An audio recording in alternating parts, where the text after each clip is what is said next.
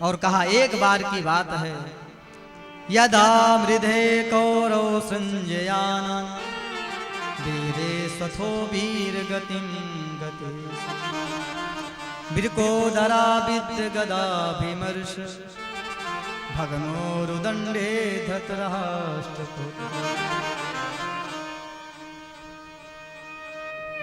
महाभारत का युद्ध अपनी समाप्ति पर है और भीम ने अपनी गदा से दुर्योधन को छत बिछत कर दिया। गदा से आहत होकर के रणभूमि में दुर्योधन विकल दशा में पड़ा हुआ है, कराह रहा है, बड़ी पीड़ा हो रही है। उसी समय सामने से अश्वत्थामा आया। दुर्योधन की विकल दशा को देख करके स्वयं भी दुखी हो गया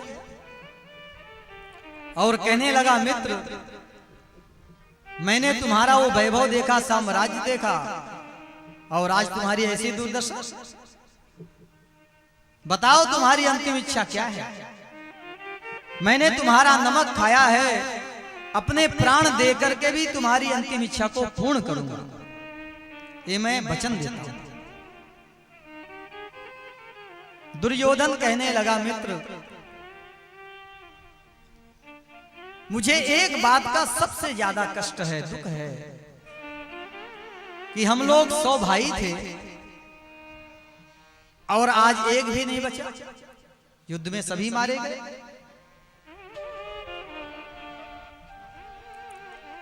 और पांडव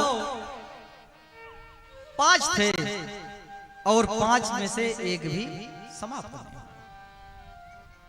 अब मेरी तो अंतिम इच्छा यही है, यदि एक भी कम हो जाए तो थोड़ी सी शांति मिले मुझे। बताओ, मरने की कगार पर पड़ा है मूर्ख, और विचार कैसे आ रहे हैं? कई लोग कहते हैं कि जीवन भर बुरा कर्म करेंगे और अंत में भगवान का नाम ले लेंगे, सदगति हो जाएगी। जीवन भर भजन करने की क्या आवश्यकता है? शास्त्रों में तो लिखा ही है कि अंत में जो भगवान का नाम लेगा उसको सदगति मिलेगी, मोक्ष का अधिकारी।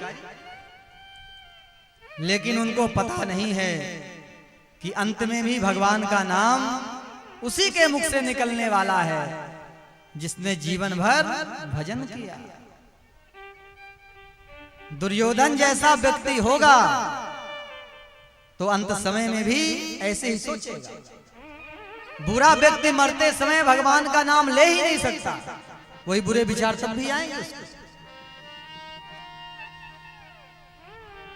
मरने की कगार पर पड़ा है दुर्योधन और केवल यही विचार कि पांडवों में से कोई भी एक मरे तो थोड़ा सा सुख मिले।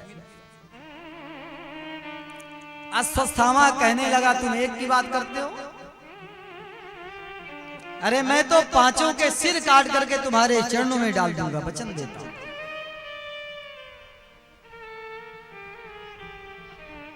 फिर मन में सोचने लगा, पांडवों को मारना तो इतना आसान नहीं, बड़े शक्तिशाली, इतना बड़ा युद्ध हुआ, कोई जीत नहीं सका, मैं अकेले कैसे मारूंगा? लेकिन अब तो वचन भी दे दिया। और कागुलूकन न्याय विधि अश्वत्थामा के समझ में आई। एक वृक्ष में बहुत सारे कौवे बैठे थे, रात्रि का समय था। रात्रि में ही उल्लू ने उन कौवों पर आक्रमण किया, हमला किया और सभी कौवों पर विजय पाई। उसका कारण है क्योंकि रात्रि में कौवों को दिखाई नहीं पड़ता और उल्लू को रात में ही दिखाई पड़ता। यही बात अश्वत्थामा के समझ में आई कि रात्रि में जाऊंगा और सोते हुए पांडवों के सिर काट करके ले आऊंगा, कौन सी बड़ी बात। रात्रि का समय हुआ और तलवार लेकर के पांडवों के शिविर की ओर चला। लेकिन जाको राखे साइया मार सके ना, जिसका रखवाला वो मुरलीधर है उसका कोई क्या बिगाड़ेगा। भगवान ने पांडवों से कहा चलो आज विजय की रात्रि है, कहीं दूर चल करके आनंद करते हैं। पांडवों को बचाने के लिए भगवान उनको लेकर के चले। इसीलिए कहते हैं अपने जीवन की बागडोर ठाकुर जी के चरणों में सौंप दो तो आप पूरी तरह से निश्चिंत हैं, फिर कोई टेंशन नहीं। क्योंकि भगवान शक्तिमान भी है, अंतर्यामी भी है, वो सब कुछ करने में सक्षम ही है और उनको पता भी है कि कब क्या होना। व्यक्ति कितनी भी बुद्धि लगाए लेकिन सब कुछ नहीं जान सकता, सब कुछ नहीं कर सकता। लेकिन जो भगवान को अपने आप को सौंप देता है फिर निश्चित हो जाता है। जब भी दुख का समय हमारे जीवन में आएगा श्याम ही काम आएगा, याद रखिए। कोई मान लो हमारा हितैषी है भी तो कोई आवश्यक नहीं कि हमारे दुख को दूर ही कर पाए, क्षमता की बात है। लेकिन जिसने ठाकुर जी को अपने आप को सौंप दिया उसको कोई चिंता नहीं। वो मेरे दुख के दिनों में वो